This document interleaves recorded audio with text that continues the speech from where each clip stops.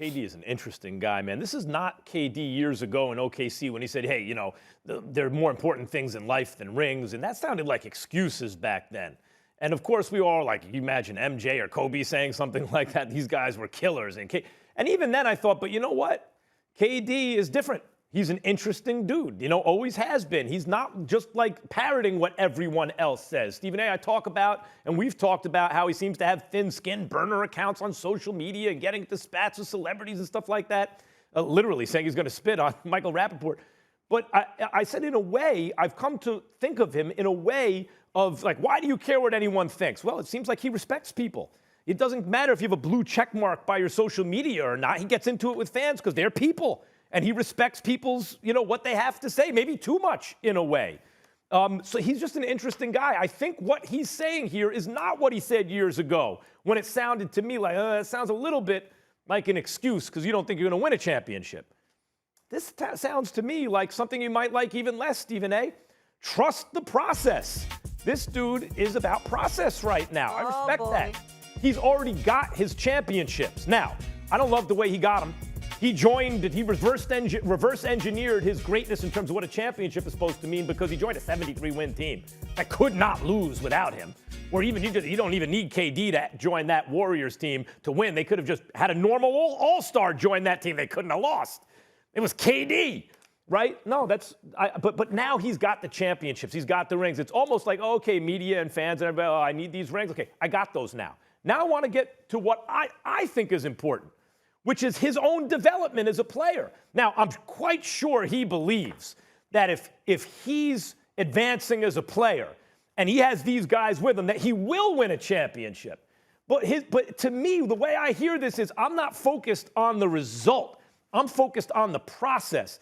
And that is, look, he's over 30 years old now. He's been around the world a million times, right? He's seen it all. He's talked to all different kinds of people and is reflecting the kind of wisdom, I think, here that comes with age and that kind of worldly experience. He's thinking about the process, what's in front of him, what he has to do right now. The results will come. I have no problem with this remark.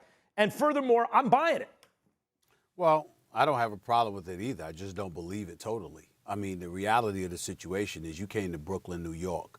You passed up on going to the Knicks at Madison Square Garden. You're in the media capital of the world because Brooklyn is one of the 5 boroughs. We understand what it represents. You don't win the championship this year.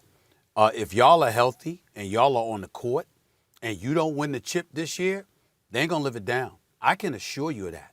Times are going to be hard. You got media members watching them and stuff like that. People talk about them being a bit truculent and acerbic, unnecessarily so. Just bad attitudes, particularly when it comes to 2 of their 3 stars. James Harden is considered a person to be on his best behavior, and he's been a pleasure to deal with for the most part if you talk to some people. But certainly that hasn't been the case with KD and Kyrie. Not that they care, nor should they.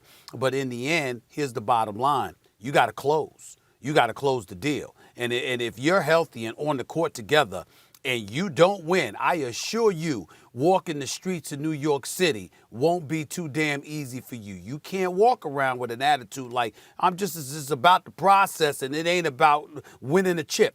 Not with this bomb squad you've assembled. Max Kellerman, you're on the record. This might be the greatest offense ever assembled. That's what you said. Oh, you it is. Can't, it's going to be. You can't. Well, I'm not. Again, we're not disputing it. You cannot have those kind of superlatives or those compliments aimed in your direction, and you don't close the deal. You can't. Not New York. You can get away with that on Oklahoma City. You can get away with that in Oklahoma City. You can get away with that maybe in San Francisco, not Oakland. Maybe in San Francisco. You cannot get away with that in Brooklyn, New York. No. I don't give a damn if it was Staten Island. You can't get away with nothing like that in New York. Excuse the Brooklyn, the grammatical incorrectness. True. You can't, the double negative, you can't get away with nothing like that. Not in Brooklyn. Oh, hell right. no. You can't get away with Hell nothing like that. The double negative is absolutely correct there. That's right. You can't get away with nothing like that in Brooklyn. That's right. Brooklyn's been waiting for a championship since the Dodgers left town in 1957. The last championship they got was 1955. And New York hasn't won a championship since 1973 in basketball. You're right about that. I don't think that's what KD is saying. I think he's on a different. His thinking has evolved. He's like, I think he believes that they will win the championship. That if he trusts the process, they will. I'm not saying, I don't think he's making excuses. He's like, look, this is where I am. I'm just trying. I've already won a championship. I'm just trying to get better. Could you imagine if KD, James Harden, and Kyrie get better? It's over. Thanks for watching ESPN on YouTube. For live streaming sports and premium content, subscribe to ESPN Plus.